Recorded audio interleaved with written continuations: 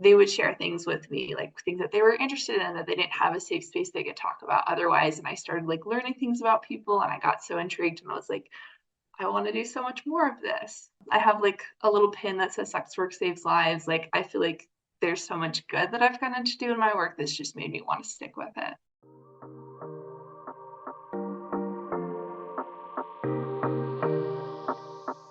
I'm Rachel, and you're listening to the Owning Your Sexual Self podcast.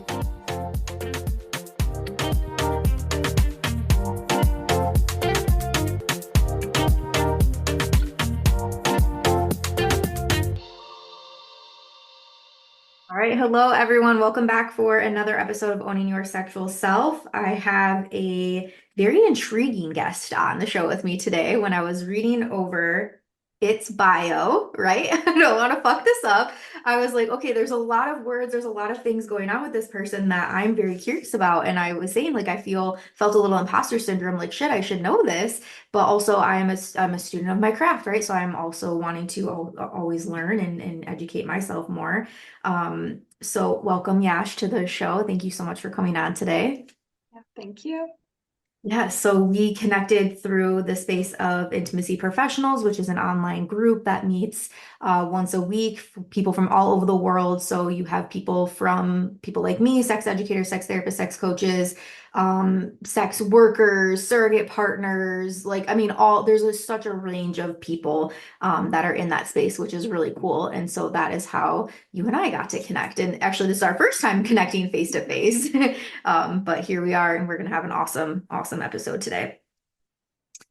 So let's dive into it. I want to hear more about you. And so let me start with the pronoun thing, because I think that is so important. And right, so often when you're working primarily with cis people, right, it's like, okay, she, her, he, him. And then you come across things like I just did a little bit ago, when I was trying to record your intro. So you have it, him, faers. Can you tell us, like, how that came? Because I know it seems like you're this bold person that wants to, like, fuck the normative, right? You're not trying to fit into a box and all of that. So tell me more about that. Yeah, so it used to be like before I came out as trans, I was figuring out kind of my identity, and I was going by all pronouns for a while and just hearing different people test different things. I found different things that vibed with me. And for me, a lot of that was figuring out my gender is very masculine in a sense. I identify more as a boy, but I'm very feminine in how I express myself. And I also identify somewhat as non-binary. So a bit of both. And so for me, like it's kind of felt like a safe ground that would just like encompass my gender that didn't have the gender fit into it. And then he, him kind of highlights the more masculine aspect to my gender. And then faers highlights the more non-binary, which kind of throws some people off, but to me it has more like fairy vibes to it, which is fun. So then it's like, here's something that kind of fits that. So that's kind of how I came across those three in particular. And are there, so faers, this is something that other people use? Because again, this is the first time I've heard of this. So this is common. Like, you're not the only one that decided I'm gonna I be. don't know a ton of other people who use them. I actually had a roommate once who he used the exact same set of pronouns as me. Mhm. So, like, there are other people that use similar pronouns to me, but since it's like a neo-pronoun, it tends to be used less. Or I know lots of people who would like to use neo-pronouns but don't feel comfortable because it's such a stretch for people that are kind of new to that realm. But it's they, fair, fairs, kind of like he, him, his. That's kind of Mhm. just like the pronunciation order, I guess. Yeah. But Yeah. Fascinating. And I love this world, and that we can be who we want to be, right? And either way, right? No matter what you decide, you're going to be judged. So you're right, like, just embrace you and do you. And that's kind of been my motto with people. So, and then, okay, so you've been in the space of sex working. How long have you been doing that for? so I started sex work back in like March of 2017. So it's been a little over 7 years. I did have moved a little in and out of it. So back when I started about 7 years ago, I started out doing street-based sex work. So like you're a streetwalker. One of my friends kind of introduced me to the industry, and I was like, oh, this is kind of like a convenient little side cash. Mhm. It was not something I necessarily needed at the time, but definitely that was where I started out. And then I started to explore more of an online realm. And this was like way before there were a lot of the resources out there for sex work that there are now. I was kind of just like trial and error, figuring out what to do. And then OnlyFans became a big thing. There was a huge blow up. Everyone's like, oh my gosh, sex work. Hmm. Um, which was interesting. Definitely, there's a lot of like oversaturation in the industry right now. I've explored, well, currently I do online sex work and I do escorting. I'm planning on starting like pro dom training next year, which will be a cool little like upgrade to my work. I've always been open with BDSM with my clients, but it's not something I identify as having like professional training in. And then also, I'm kind of starting to move into professional porn. I've actually been collaborating with some studios to get that started up. So it's been really cool to see myself go from this like street-based area that's very stigmatized, it's very looked down upon, into these other areas of the industry. And I'm hoping to do like more activism work for my community. And so for me, getting to explore different realms of that, I feel like helps to inform how I can better advocate for everyone in the community. Hmm. Fascinating. And so what, if you think back to beginning, you said it wasn't really for the money. What do you feel like drew you to this industry? I think part of it is I grew up in a very conservative Mormon Christian household. And for me, like sex was very stigmatized and it was this thing you don't talk about and it was taboo. And so to kind of explore it in this like work sense felt very empowering, and it kind of like it felt kind of rebellious, I feel like too, was probably a big thing for me. It was just kind of this new thing to me. I don't know, but it just intrigued me and I started doing it and I loved it. Not everyone who does sex work loves it, but like I was having such great experiences. And part of kind of, I started to do some sexuality education about 2 years ago. And started to get into that, like, give me a sec to do some math, like 5-ish years ago is when I started getting interested in that. And a lot of it was a lot of my clients were very like they would share things with me, like things that they were interested in that they didn't have a safe space they could talk about otherwise. And I started like learning things about people and I got so intrigued and I was like, I want to do so much more of this. So I don't know. I have like a little pin that says sex work saves lives. Like I feel like there's so much good that I've gotten to do in my work that's just made me want to stick with it. Absolutely. Because I think it's such a gift, right? Like people that are seeking out even something like, professional dom or professional BDSM spaces, sex work, surrogacy partners, and that's kind of moving us into our conversation today around boundaries and communication and safety, right? Like I think what I have found, so I'll kind of share my experience. My husband and I went to a retreat and they had a professional dominatrix come in and do a workshop for us, also a rigger. And so, but seeing them, right, I think as people, we have just such a idea in our head of what that space might look like. These Mhm. experiences were still to this day like the most beautiful things I've ever witnessed. Like seeing these people that were in our space consent to see the professional like walk them through what's going to happen, talk them through their fears, listen to them, love them. Like it was literally just like so fascinating. And I think that there's so much for people to learn in those spaces, especially if you have somebody that like you, right? Like you've done the education, you are professional about it, like you're giving them what they want, but I feel like you're also teaching them so much in these moments. Mhm. Yeah, I definitely, well, one thing, my clients that come in look like your everyday people, but I think the difference between like them interacting with me in this professional space versus if they're out like having casual sex with someone is they come to me because they have something specific that they want to work on. For me, some of them, that's like they have a kink that they feel shame around, that they need a safe space to explore. Sometimes I have people come in that know I'm trans and they're like questioning their gender identity and they need a safe space to talk about that or explore that, or maybe it's their sexuality that they're questioning. And I'm kind of like the next safe step because I'm a trans man. So then it's like, oh, you're a dude, but you're also female. And so it gives them a safe space to kind of explore maybe like being gay or being lesbian or being bi, etc. Um, as well as I'll have people come in who maybe are like survivors of sexual violence that are trying to figure out their sexuality after this. And I take a very like trauma-informed approach to my clients. I'm a survivor myself, so that's something that's important to me to create that space. Um, but Mhm. yeah.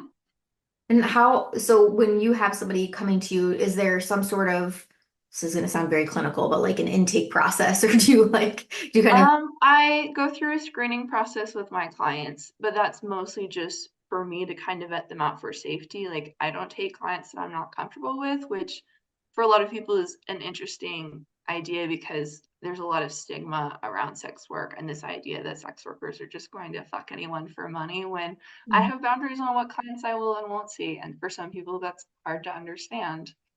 Um, but when I do like see my clients, like if they're interested in kink, I usually have like I have a yes, no, maybe list that I filled out specifically for my boundaries with some clients. And Mhm. I'll send that to them. And I'll send them like an empty copy of it, but most of them look at like that 20-page list and go, there's no way in hell I'm filling this thing out. So that's when they go, oh, there's so much that in here, I'm just gonna tell you what I want. Mhm. Because a lot of them don't really think that there's more beyond their interests, which is Mhm. always interesting.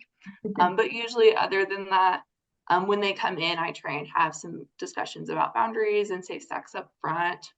A lot of my clients don't get super excited when I'm like, here are my condoms and my dental dams and my finger cuts. And we're going to talk about safe sex and how these things work. But I definitely learned from experience that it's easier to have those conversations up front than it is to be in the moment, like, hey, let me pull this thing out. Mhm. Yeah, Um, absolutely. and then also I'm always like, hey, like these are my boundaries when I'm working. And they have that kind of safe space to explore, like express theirs. I feel like there's a big thing with like modeling for clients because a lot of people, if they aren't used to having these conversations, like we can't expect them to kind of bring that to the table if they don't see how to navigate that. Mhm. Yeah. And just to again like give some clarity around some of the terms that we've been used when you say like taking a trauma formed informed approach, can you kind of describe what that looks like for somebody? For me, that looks a little different. A lot of that for me is just kind of having a safe word that I have a discussion with my clients about, hey, like this is what triggers look like this is how that might feel in your body. If this is coming up for you, like this is what we can do. I always try and reassure my clients and I was like, if you don't want to do something or if something's uncomfortable triggering for you, like we can always stop. Hmm. Um, I have because for a lot of those clients, like a lot of them kind of have come in with this idea that, like, oh, well, if I just have sex, I'll be able to get over my trauma or I'll be able to move past this. And that's not how it works. There's a lot more deeper work to do than that. So I try and make sure that we're having conversations that, like, hey, this isn't going to cure all of your trauma. Like, I'm also not a trained therapist. So I can't help you in that regard, but like I can help make this as safe of a space as you want and we can work at your pace. And also I'm always like, hey, like I know resources. If you want me to refer you to anything, I can. Hmm. That's the thing I love about community. Hmm. Yeah, absolutely. Yeah, and I think that's so important, especially for survivors. And I would say, right, like most people in the population have some sort of trauma in their background, whether it be sexual or not. And so, and again, with a stereotype that would be coming across with sex work, like then combining it with that trauma-informed approach, I think it's like people are, I would assume, maybe taken aback in a bit of a sense, right? Like when they see this. And I'm curious, right, because I think for any experience, I often feel like it goes beyond sex. Like there's more meaning to the sex than just fucking, right? Yeah. So for your clients, can you share maybe some experiences that you've seen unfold from this like emotional revelation that people may have had when working with you? Yeah. I had one client who just kind of expressed to me kind of after our first session that he loved how safe of an environment it was. I feel like a lot of people have like a specific view of what sex work looks like. And I feel like because I have seen so many of it's like, oh, sex workers, they're like riddled with STIs and they're just like all trafficking victims and it's just paid rape and all of that versus like when I talk about my practice, it's like we're practicing safer sex, we're having conversations around boundaries. There is really like it is such a safe container. And definitely not all sex work is like that, but like for a lot of my clients sometimes, because I have a lot of clients that are new and they don't know what to expect and they're coming in with their stigma or they're like afraid that they're getting scammed, which is not always fun to have that conversation as a professional. I'm like, hey, like you need to trust me that this is just the process of going through things. A lot of my one of my favorite things. So a lot of my clients are like, I don't know what to do with a full hour. And I was like, well, we can talk. Like, there's lots of other things we can do besides just have sex. And a Mhm. lot of them kind of come in with this idea on like, this is what this is going to look like, or it's going to be like a porn scene when it's not. And I feel like one of the ways that I always fill up time with my clients is I like to share like embarrassing sex stories. Like, I feel like that helps open people up. And I try to really normalize like sex and normalize like awkward sex and just recognize that like hey this isn't going to be perfect, especially with my newer clients that are like anxious about like how this is going to go. Um, so when you are having these conversations around boundaries, you're having these conversations up front, and then because I don't want this to feel like it's very rigid, or I'm sure it's still very sexy, right? Like these are Yeah. this coming in this stuff that's unfolding, but how would you say, how would you say like stating the boundaries and having the healthy communication, like what does that make available for you in these experiences?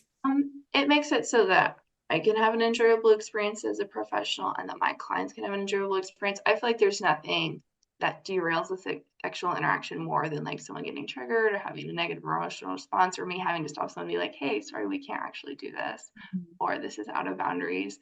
And so when we have these conversations up front, it makes it really clear that this is what this interaction is going to look like. And I feel like it opens up more room for pleasure. I Mhm. feel like a lot of people are uncomfortable with talking about sex and like kills the mood and all these things. But it's like when you have these conversations and when you have clear boundaries in place and you have consent, like it takes so much worry off the table, so much anxiety. And I feel like it opens myself up and my client to be able to enjoy that experience. Mhm. Yeah, absolutely. I would say the same. I think in even in partnership experiences, right? Like I think boundaries are something that maybe get skipped over if you're in long-term partnerships or if you're married to a person, right? There's sort of this concept that oh, we should just do what they want. Like I don't have the right to say no, or I don't have the right to set boundaries, or right, like what does that mean for my marriage if I have boundaries, you know, or if I have a no to some things. So I think in my work in this past decade, I think that everyone has a no to something. I don't think there's truly a person that is a yes to every single thing out there. And I also think that so many people are so naive to what also is available out there. Now that leads a good segue into I really love the label for the concept is negotiating from yes because a lot of people come in and want to negotiate from no and it's like I don't want to do xyz or rather than even necessarily just being a no it's like you can do anything you want to me and I get that from partners and I get that from clients Mhm. and I feel like I didn't realize how impactful sex work was on my life until I started seeing these mirrors between my work and my partners and being like oh like this is something that's coming up for each of you. I feel like my favorite response is if someone is like, I want you to do anything. It's like, okay, well, are you okay if I like throw you out the window? Or like just throwing out all of those absurd things. And they're like, no, I would never want you to do that. That's insane. And so it's like everyone has their no's. Mhm. So like I feel like for some people, like that is a lot broader on like what includes that. For some people, it's like there are some things that they're like, yeah, I'd be totally chill with that. Like some people might be chill if I told them I might throw them out the window. Mhm. Most people are not going to be. And so instead, I try and redirect that conversation like, okay, now that we've confirmed that there's lots of no's here, let's negotiate from yes. Let's talk about the things that you want to do. And it's like that can then bring up conversation. I was like, okay, like I'm comfortable with this in these ways. And I feel like when we talk more specifically about what we want, that creates more specific room to talk about the things that we don't want. Because Mhm. there's no point in listing out a bunch of things you don't want to do if it's never going to come up. Mhm. Mhm. Yeah. And I think again, with you having this professional experience too, you know, being able if somebody says, "Okay, I want this," um, having the skills to be able to explore that even more. Well, what does it look like if I do it in this way or use this thing to do that? Or right, like you can take it a bit further and maybe even open up their mind Yeah. even further to this, right? This maybe like general Yeah, thing that they are asking for. for sure. I One story I have was I had a client one day who was like, I just want rough sex. Mm-hmm. And I'm like, okay, what does rough sex look like to you? And unfortunately, in this scenario, they didn't really have much for me to work on. I tried a few different things. And I was like, this is what fits into this. And then they would get upset and they're like, no, I said I want rough sex. I don't want this. And it's like, okay. So I Mm-hmm. feel like another one of the harder areas of my work has been having to recognize where my clients need to take ownership for their own pleasure. There's only so much I can do. I can't read minds. And Mm-hmm. I feel like the same thing comes up with my partners. I'm like, you have to be able to communicate what this looks like for you. Like, I feel like another thing that I hear a lot, both from clients and partners, is like, I just want you to like take control and do whatever you want to me. Mm-hmm. And I'm like, okay, but what you're seeking out is you're seeking out a very particular kind of experience and a particular kind of feeling. And what I might imagine doing in this scenario isn't necessarily going to meet that need. Mm-hmm. I feel like I really love Claire Canfield's work on conflict. And one thing that I really liked taking from his work was moving from a focus on positions and outcomes to a focus on needs. Whether that's like within sex or within any kind of conflict, a lot of people come in with like, this is what I want this to look like. This is the outcome that I need. And if that outcome isn't meeting your particular need, it's not going to be helpful. It's like, I can have the need to like, I have to win this game, but winning doesn't necessarily fulfill the need that I have in that space. And it comes up kind of the same in sex. It's like my partner might be like, I'm really into like bondage. And we can explore bondage in a lot of ways. Not all of those are necessarily going to meet kind of the outcome that they want. Maybe they want the aesthetic of it. Maybe they want the feeling of it. Maybe they want certain activities combined with that that they see. And so, like, that's something that we can talk about. That's something that we can explore. And I love having those conversations. And I think those conversations are so vital, but there's still a point where individuals have to kind of reach a level of self awareness as Mm-hmm. well as be able to communicate, like, what this looks like for them. Mm-hmm. Yeah, and in those cases, do you feel like you're helping them through that, or is it sort of like you gotta get more clear and then come back situations? Yeah, it depends. Some of my clients do a lot better with it than others. Others, I'm kind of like, well, I'm sorry, our time is up and we didn't get to this point. Um, but a lot of my clients are like regular clients, so I'll see them again and we continue to work on some of these things. Others are just like, I'm just in town for the weekend and this is what I was looking for. Mhm. So it just really depends. Because some of them, it might also depend on like the work that they've already done themselves versus others. Like I've never had to kind of question some things. Yeah, So yeah, yeah, makes sense. Yeah, I feel like they're really getting a true gift with you, right? Like again, it's not just you're not just they're not just entering into to hook up to get off or whatever. They're getting more out of this. and at the same time communicating like their central need, what they're looking for is also a big thing beyond just the activities. I feel like this comes up most for me because I see a parallel with this with I practice non-monogamy. And so some of that might be like my partner wants me to send them a text after my date, which can be great. But if that doesn't meet the particular need that they're looking for, if that's like, I want to feel more loved, but this you sent me sending this text doesn't achieve that, then Mhm. it's not very helpful. So it's kind of some of that ongoing dialogue. But then the same kind of goes in the reverse. If they just communicate something like, I just want to feel more loved, we have to have a conversation on what that looks like. So I think Mhm. people tend to be on one or the other end or a mix of both. Mhm. So, And is it mainly individuals that are coming to you, or do you ever have partners come? so I work, most of my clients are like cis men. I have worked with a few couples before, not a ton. It's not super common. There are other providers that serve couples. I Mhm. get a little less of that. I don't know if that's just like the area I'm in, but um, I've worked with a few. I work some with women too, also kind of less common. Uh, Mhm. I've had some trans clients too. Some of them are kind of like recently out usually, and that's a big thing, or like they're stepping into kink for the first time and it's not related to their identity at all. So, Mhm. yeah, I see a variety of clients, and I have I have a pretty big age range. A lot of my clients, like the younger ones, tend to be like college aged, and then some of my clients have been as old as 80. Some of them are kind of like figuring out their sexuality after like a long break, or they've been in a marriage that's been sexless for a while, and they've been working with their partner to kind of like find a dynamic beyond non-monogamy Hmm. that kind of can open that up for them. Yeah. Yeah, and that, I mean, that just goes to say like sex has no limit to it. Yeah, And no limit to it. And I feel people should be having sex as long as they can. as Good long as they for can as and long as want they can. to. Yes. In fact, it'll probably help them live longer. Yeah, for Awesome. sure. And so how, first, where are you located? You're not in Michigan, So right? I am located in Utah, Okay. which is a fun little state. I actually moved here from California, so it's quite the contrast. Hmm. Very white, very Christian, very not diverse. So that is something I have a lot of people who I see in both my education work and my sex work who are from this area, who have like grown up like in religious backgrounds, who have like a very unique set of trauma for the area. A lot of my clients though are also from like out of state. I have a lot of like BIPOC clients who like recently moved to Utah and are Hmm. like, this place is so messed up. Like, what's going on? So Yeah. I think a good mix of people.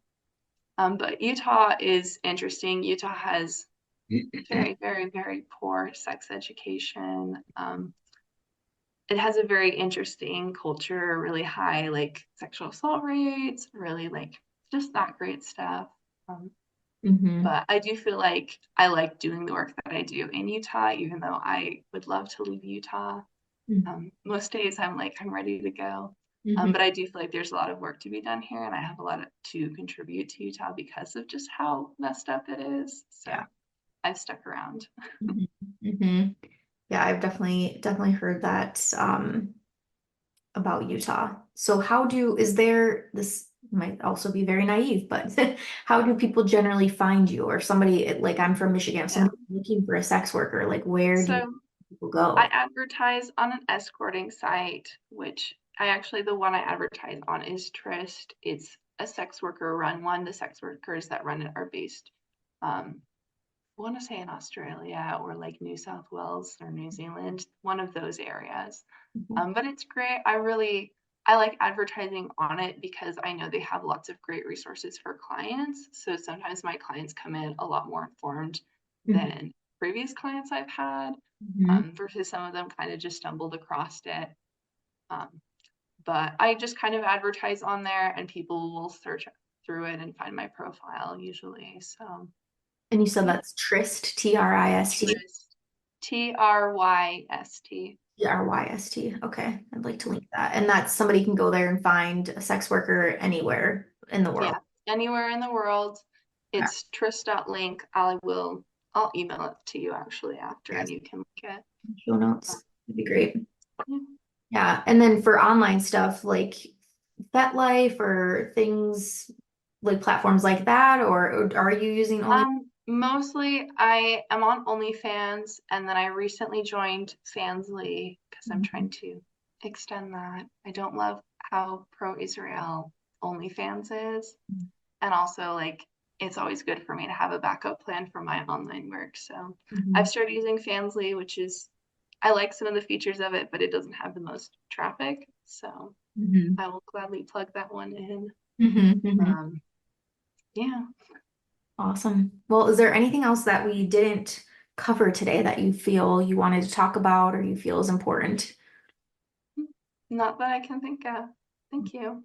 Yeah, absolutely. I was very grateful to have you on and hear your story, hear about the work that you're doing. I think that this is great. Like people need this. People need to hear that this is also available to them, right? It's not Yeah, just for lack of better terms, like it's not just prostitution. It's not just, right, like going, like I said, it's not just the sex going to get off. There are spaces where this is more meaningful. Yeah. yeah. Awesome. Well, and I am very excited for you to do the pro dom work. I follow Kimmy Inch. That's my girl. She does training and stuff for dominatrix. She's in Texas, I believe. Um, but yeah, so I'm excited for you to be Yeah, able to add that. That'll be very cool. Thank you. Mhm. All right. Well, thank you so much, Yash, for coming on the show. We'll make sure to link all the things in the show notes. And do you have Instagram or any like social media stuff that you want to share? Yes, I do. My Instagram is Its Majesty the Emperor. It's probably pretty easy to find if someone looks it up. Hmm. But I can also send you the link for that. Cool. Okay, thank Thank you you. so much. Yeah. Take care. Okay, bye. Thank you so much for listening to today's show. If you loved it, be sure to subscribe so that you never miss an episode.